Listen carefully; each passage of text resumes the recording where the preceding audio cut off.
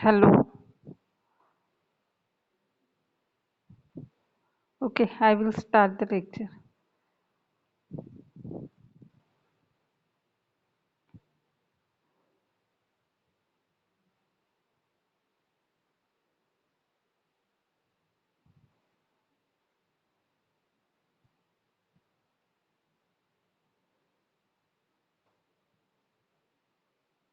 Okay, this is our next topic, that is sinusitis.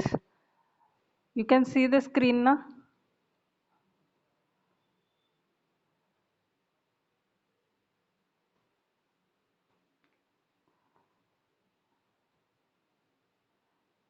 Is the screen visible?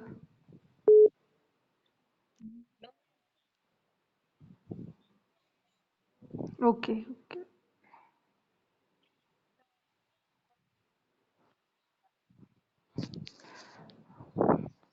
Okay, now it is, I think it is visible. Okay, is it visible now? Okay, sinusitis. Next topic, the infection of paranasal sinuses. Okay, the definition is the infection of paranasal sinuses, that is sinusitis, which is very frequent. This this condition, that is sinusitis, it may be acute or it may be chronic. The maxillary sinuses are most commonly affected.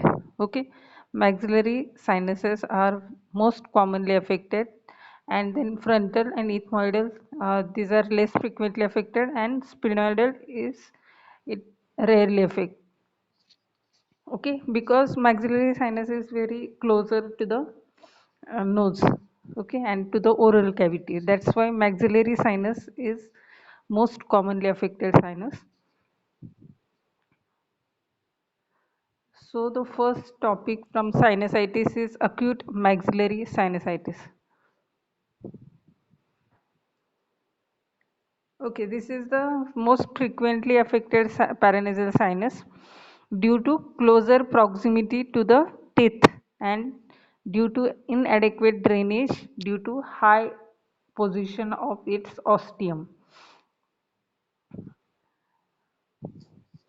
Okay, this is the reason why it gets affected easily and more frequently. That is, it is very close to the teeth, and so when there is any infection of the molars, then infection may easily spread. The dental infection will easily spread to the maxillary sinus, and another reason, that is, it is the ostium of this maxillary sinus is at high position, so there will be the drainage will be inadequate, and that's why there will be stagnation of secretion in the maxillary sinus, and that get infected easily. Infection may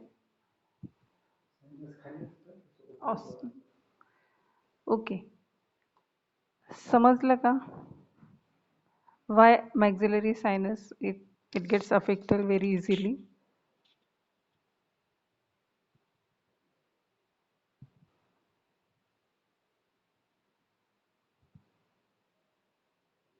बोलो कुछ तो भी समझाया नहीं समझाया.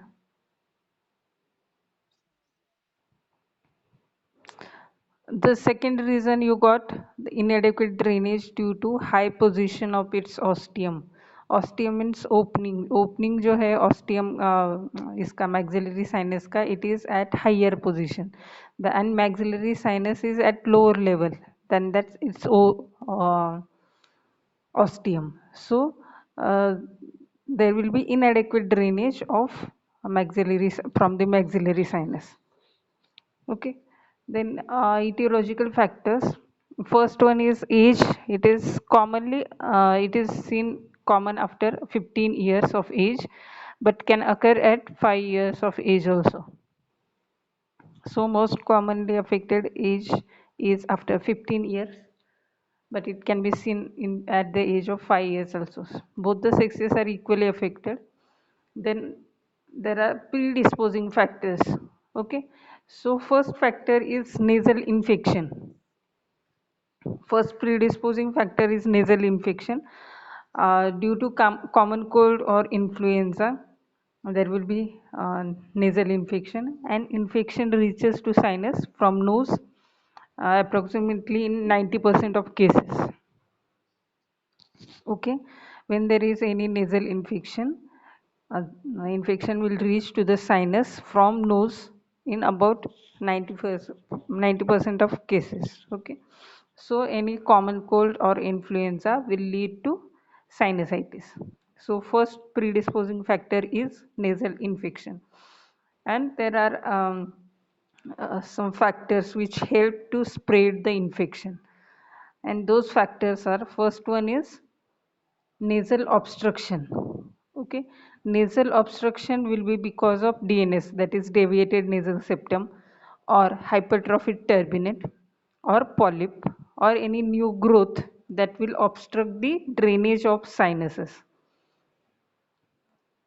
Okay, because of DNS or hypertrophic turbinate or polyp or any new growth in the nose that will obstruct the drainage of sinus. Okay, and because of obstruction to the drainage, there will be stagnation of secretion in sinus only, and that will cause infection.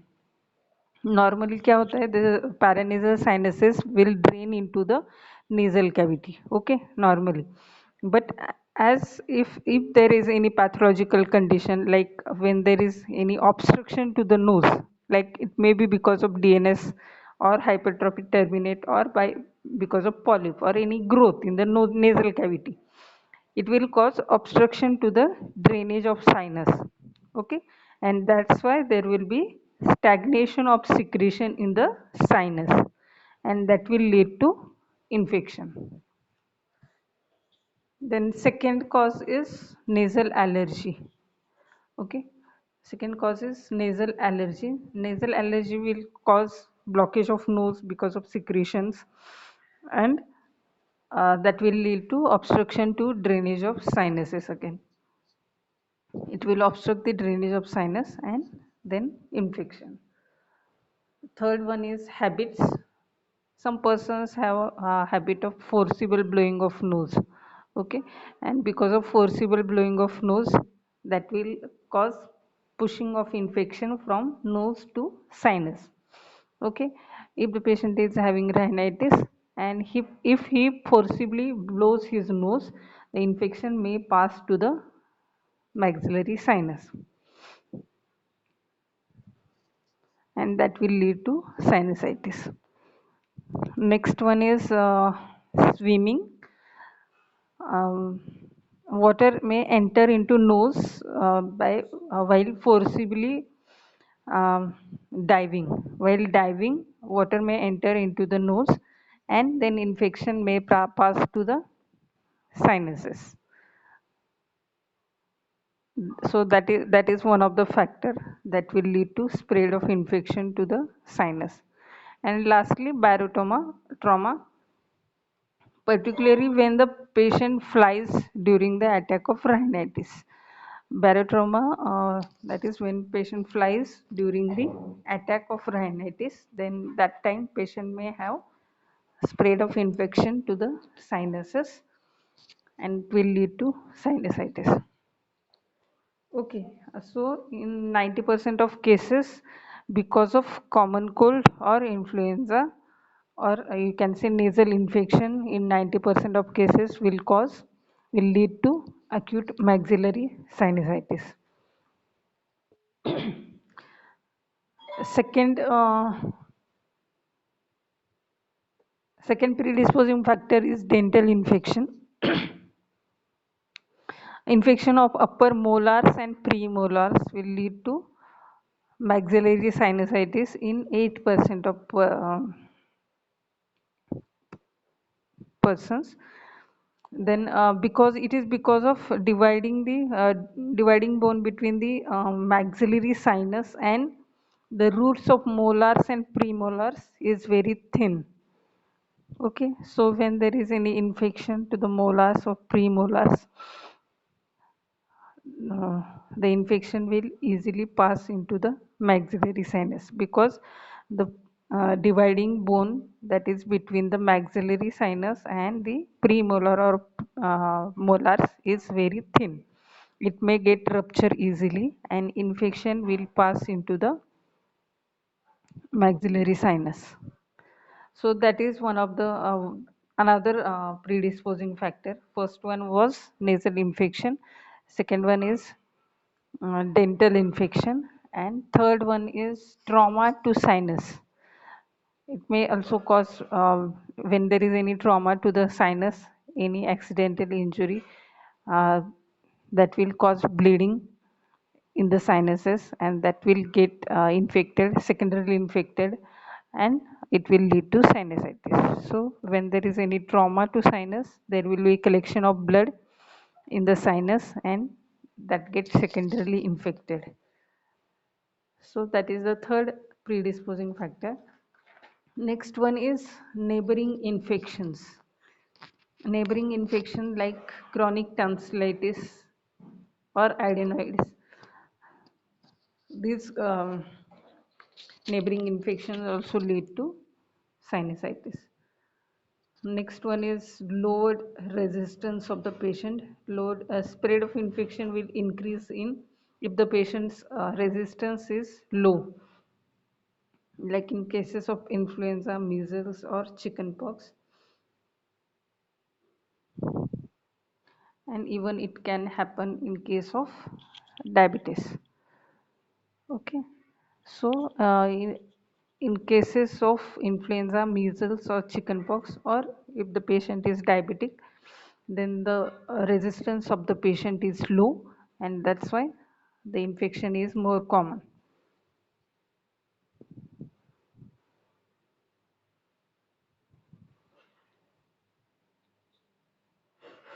Then one more predisposing factor, that is atmospheric pollution. It will promotes nasal infection. Okay, atmospheric pollution, it will promote the nasal infection and then sinusitis. As there is nasal infection, it may lead to sinusitis, because in 90% of cases, the most important predisposing factor for sinusitis is nasal infection. And last one is bloodborne, bloodborne infection, but that is rare. That is very rare.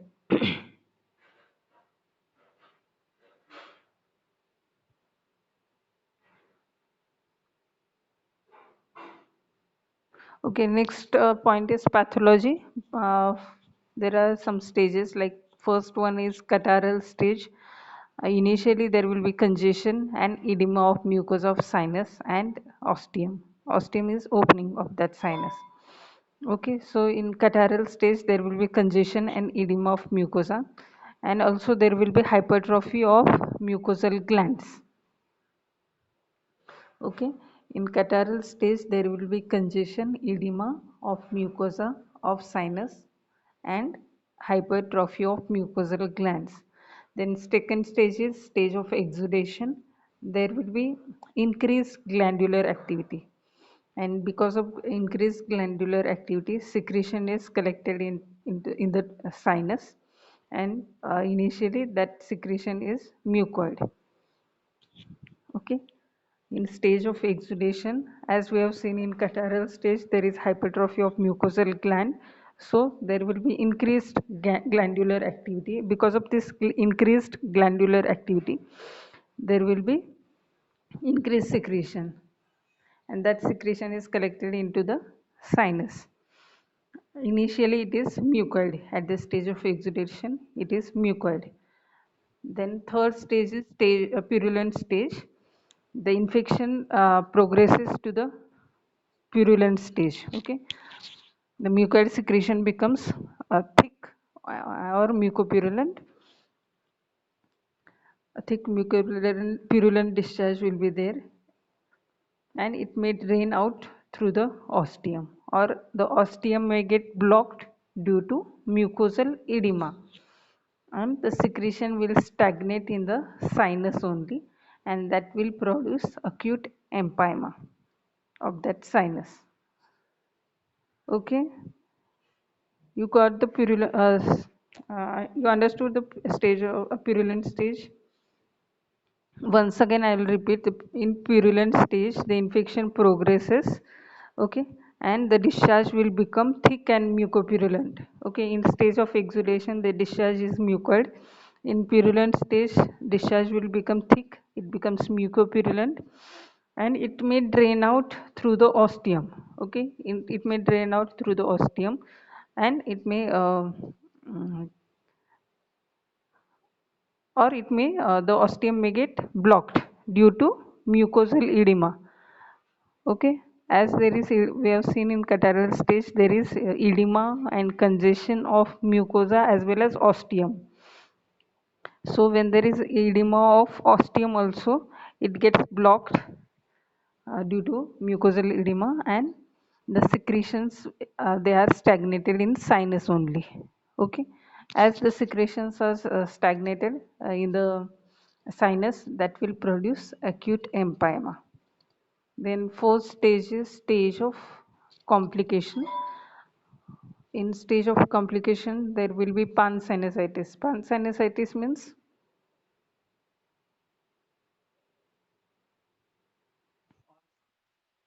okay, good. All sinuses are involved. That is, that condition is pansinusitis. It is one of the complication. The next is ophthalmic complication. It may also cause ophthalmic complication or osteomyelitis or mucocele or piocele, etc.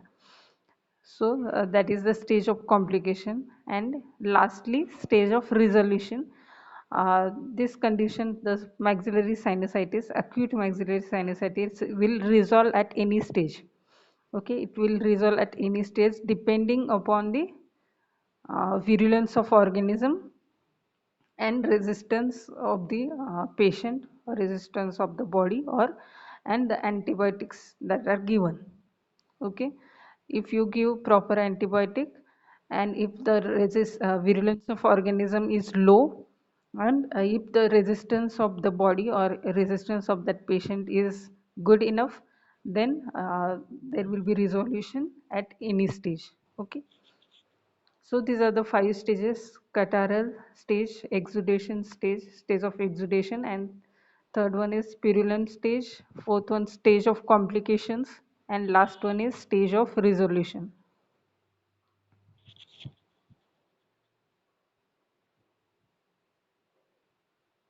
The causative organisms, first one is viruses, and the causative organisms will be obviously viruses and bacteria. Uh, so it may be a viral infection, and the bacteria that will cause sinusitis, those bacteria are streptococci, pneumococci, staphylococci, and haemophilus influenzae. Okay, these are the respiratory tract organisms like strepto, staphylo, pneumo, or haemophilus influenzae. And there are some gram-negative organisms like Bacillus pyosinus, Bacillus coli, etc., that may spread from the infected tooth. Okay, we have seen in etiological factor, that is dental infection may also lead to maxillary sinusitis. So Bacillus coli or Bacillus pyosinus, this gram-negative organism may also the causative organisms of acute maxillary sinusitis. Okay.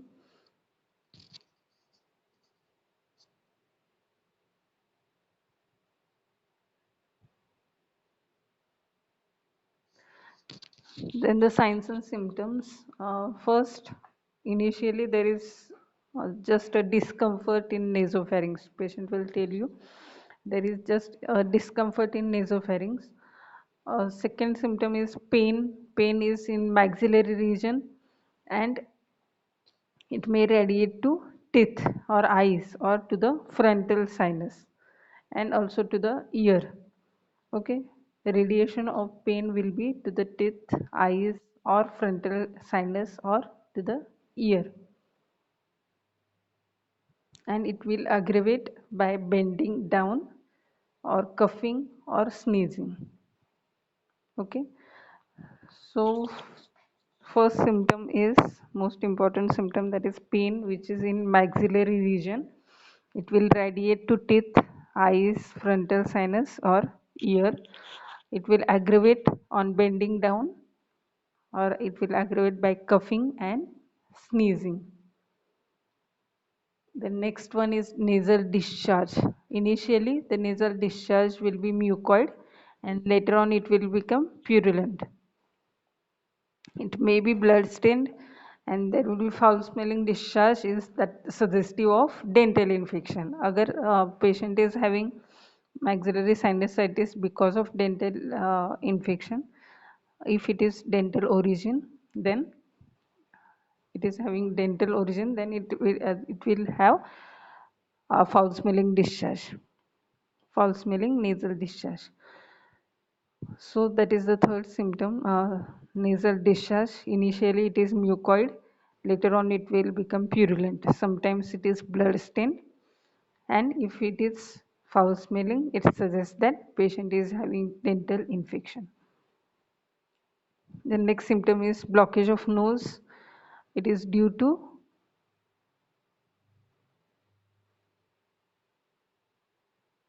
congestion and edema of nasal mucosa on the affected side.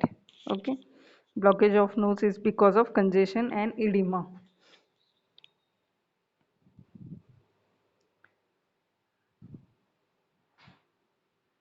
Then there will be nasal resonance, and that is because of blockage of nose.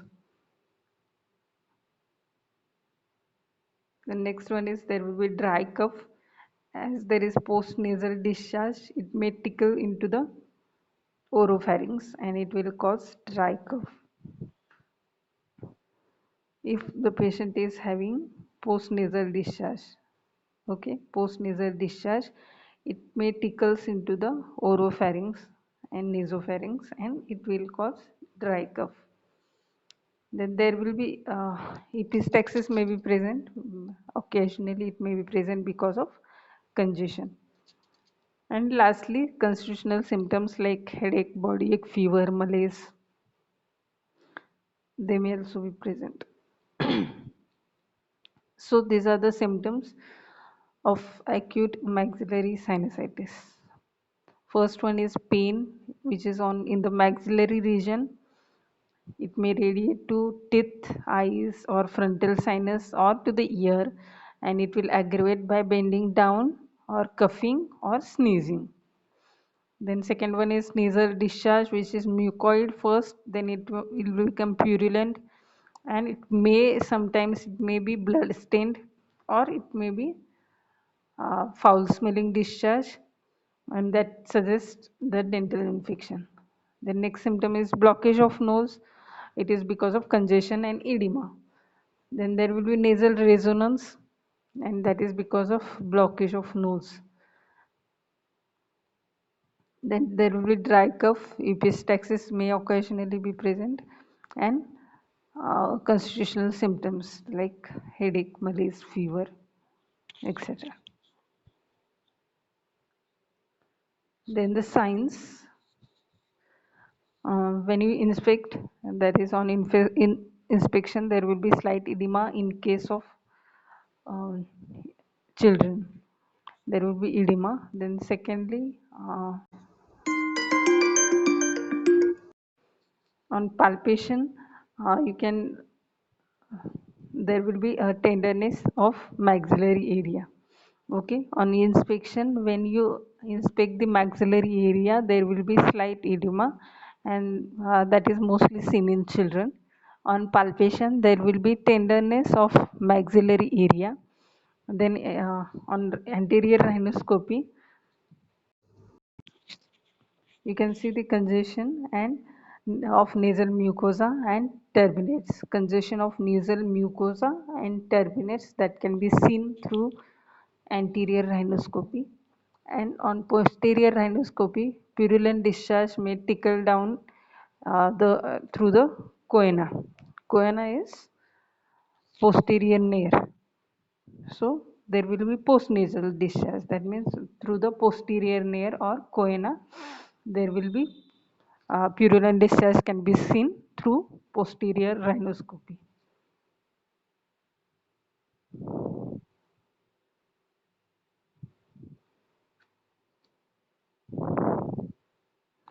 Okay, now the investigations that has to be done.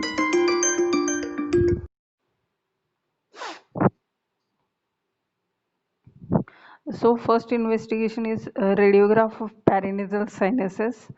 That is Waters' view. It shows haziness due to mucosal edema. Later on, due to collection of exudate, and there will be opacity with free fluid level in the standing position. So in the radiographic changes will show the sinus, the maxillary sinus will be opaque. The affected maxillary sinus, whether of right or left sided sinus, it will look opaque because of edema, mucosal edema, or because of collection of fluid. Then bacteriological examination, the nasal secretion are they are sent for culture and antibiotic sensitivity. Next one is nasal and paranasal sinus endoscopy that can be done. Okay, so radiograph is important. Then bacteriological examination for culture and for antibiotic sensitivity, and endoscopy can be done of nose or paranasal sinuses. So these are the investigations.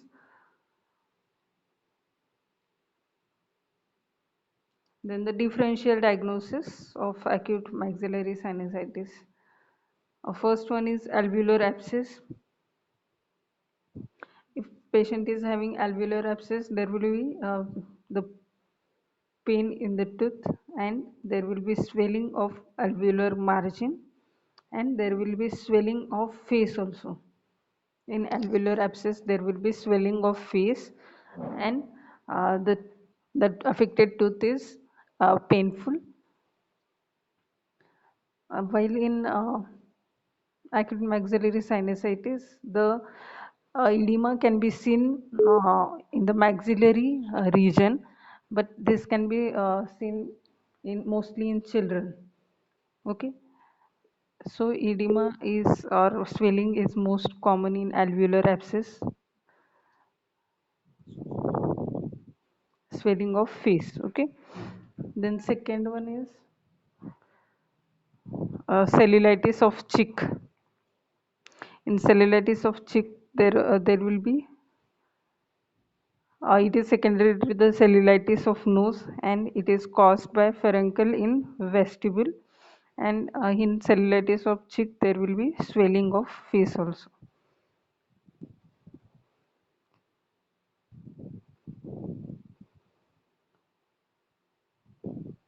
The next one is furuncle on face. It can be easily identified, or when there is any insect bite on face, that can be also differentiated with the maxillary sinusitis. Okay. Uh, in insect bite, there will be redness and edema of face. So in all these conditions, like in alveolar abscess or in cellulitis of cheek, or because of furuncle that is present on the face, or when there is any insect bite, there will be redness and edema of face, and that can be seen. Okay, but in maxillary sinusitis, there will be um, just there will be only tenderness on the area of maxillary sinus. There will be no edema or swelling that is seen in maxillary area. Okay, in maxillary sinusitis. Only in children there will be slight edema that can be seen because of, and that is because of congestion. The next condition is angioneurotic edema of face, that is without the swelling is present on the face, but that is without any inflammation. There will be no tenderness or pain. Then infraorbital or trigeminal neuralgia, there will be severe pain in infraorbital region, but nasal symptoms are absent in this case. Okay, so in infraorbital or in trigeminal neuralgia, there will be severe pain, as in maxillary sinusitis, but this pain is in infraorbital region, and in infraorbital or trigeminal neuralgia the nasal symptoms are absent. Okay, nasal symptoms like a nasal discharge or nasal blockage, congestion and edema, etc., those symptoms are absent in infraorbital or trigeminal neuralgia.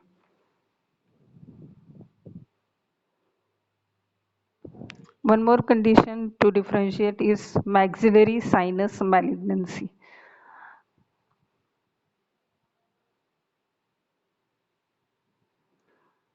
In maxillary sinus malignancy, there will be painful lesion.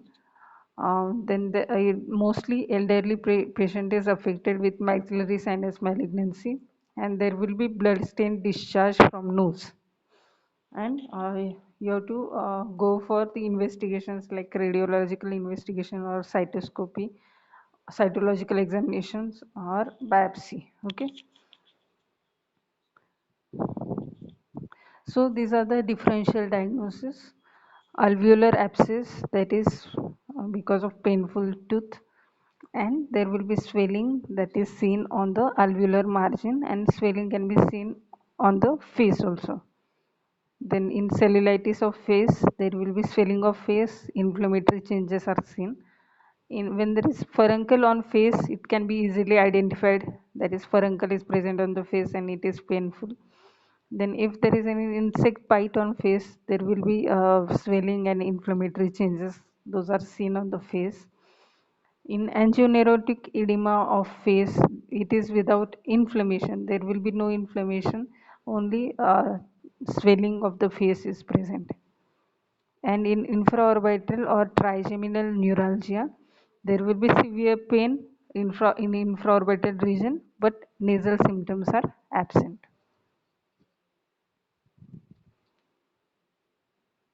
Then the complications of acute maxillary sinusitis.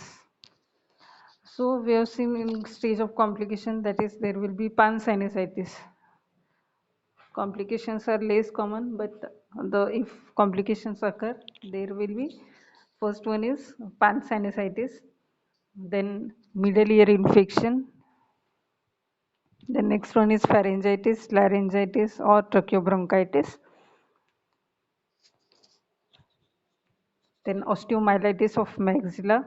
It is a rare complication. There will be increased pain and swelling in maxillary region. Osteomyelitis is very rare. Then there will be as ophthalmic complications may be present, like periorbital or orbital cellulitis. Then as the another complication that may be present is asthma. It may be aggravated by sinusitis.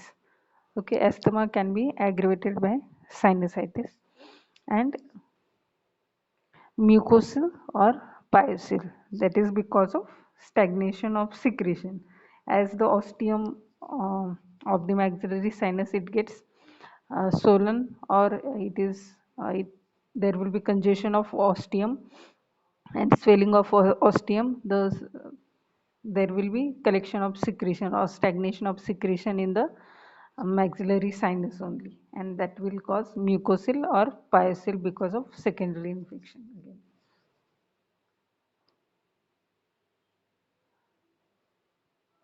Then lastly, the treatment of acute maxillary sinusitis. There is general treatment, like you have to give antibiotics. As there is infection, you have to give antibiotics. Then decongestants are given to reduce the congestion and edema of nasal mucosa and as well as sinus, and it will improve the drainage of sinus. Okay, what will the decongestant do is, it will reduce the congestion, it will reduce the edema of nasal mucosa and sinus, and it will improve the drainage of sinus. And the decongestants are given like pseudoephedrine or phenylephrine hydrochloride. Then as there is pain,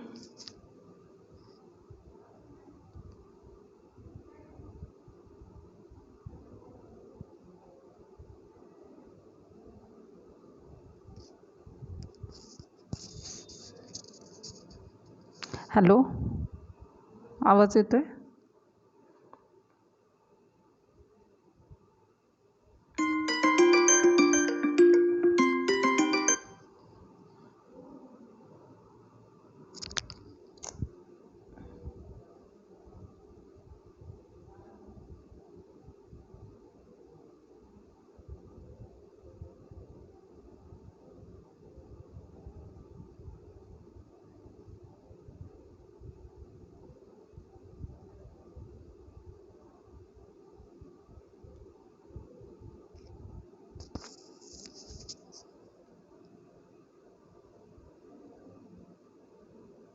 hello,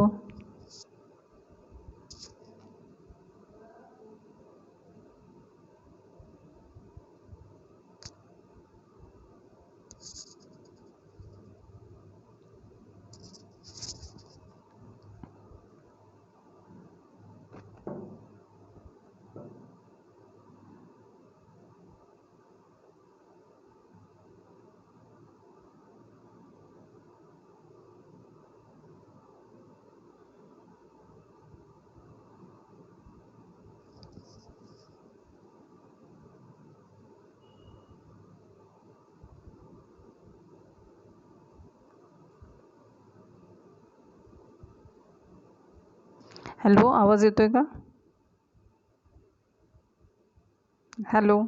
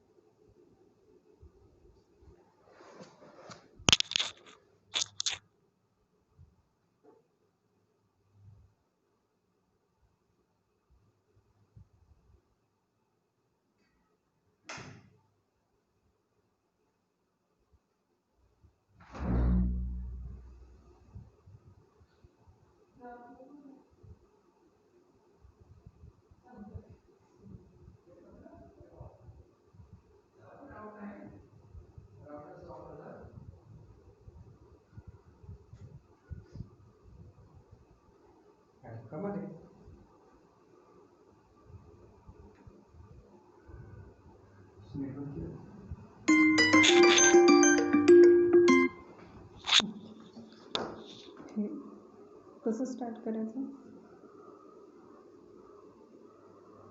hmm?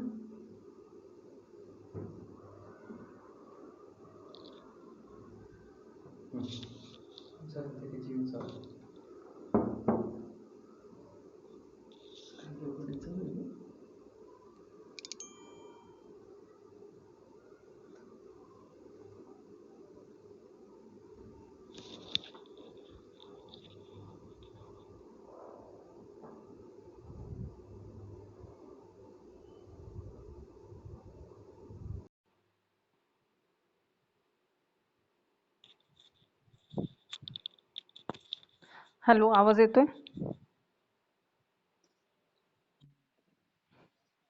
Okay.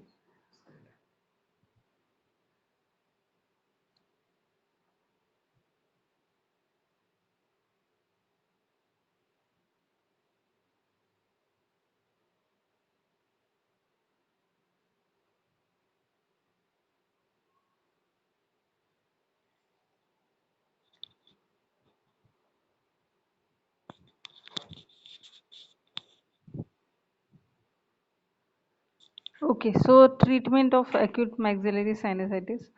So general treatment includes antibiotic as there is infection. So you have to give antibiotics. Next one is decongestants. That will reduce the congestion and edema of nasal mucosa and sinus, and it will improve the drainage of sinus also. So decongestants given are pseudoephedrine and phenylephrine hydrochloride. As there is pain in the maxillary region, you have to give analgesics and antipyretics as the constitutional symptoms like fever, malaise, body ache, etc. Those are present, so you have to give analgesics and antipyretics, etc. Then antihistamines are given in allergic condition. If there is any allergic origin, then you have to give antihistamines. Then the local treatment, that is nasal decongestant drops. You have to use the nasal decongestant drops. Then steam inhalation is given. It will provide fermentation also. It will it will thins the secretions which flow out easily. Okay, so steam inhalation is very important. It will provide fermentation, and it will thins the secretion, and that will flow out easily.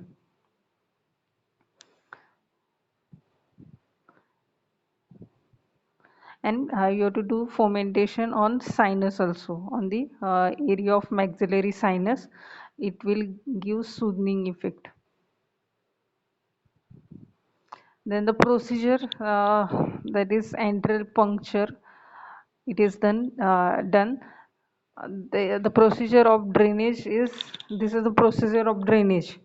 Antral puncture, it is a procedure of drainage that is done by inserting a cannula into the maxillary sinus for pumping the water into the sinus, and which flows out of the ostium along with the exudate of sinus. Okay, so what is done in antral puncture is, you have to insert a cannula into the maxillary sinus for pumping the water into the sinus, and that will flows out um, the sign through the ostium. Okay, that water will be flow out through the ostium along with exudate of sinus. That is the antral puncture. Okay, the procedure I will tell you in short. Uh, the trocar with cannula, it is inserted in inferior meatus. Okay, trocar with the cannula is inserted in the inferior meatus. It is passed backward and upward till it is arrested by the at the at the peak of hillock like attachment of inferior turbinate. This is the weak point of bony wall, and then trocar is fully inserted into the cannula, and it is directed backward and laterally towards the outer canthus of eye. Then with the help of screwing motion, that will enter into the maxillary sinus, and there will be sense of sudden loss of resistance to the trocar.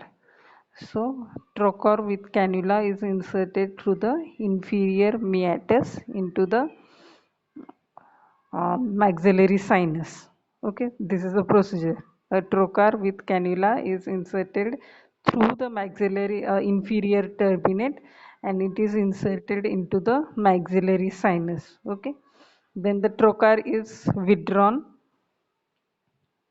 and the syringe is filled with sterile normal saline, and it is attached to the cannula, and the water or saline that is pushed by a syringe to the sinus.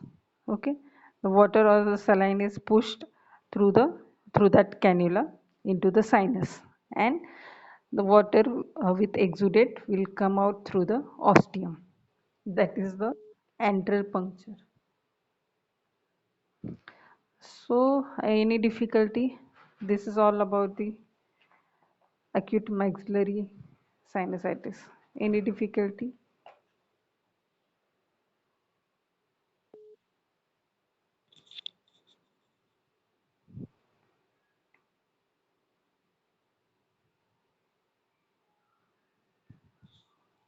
No difficulty, na?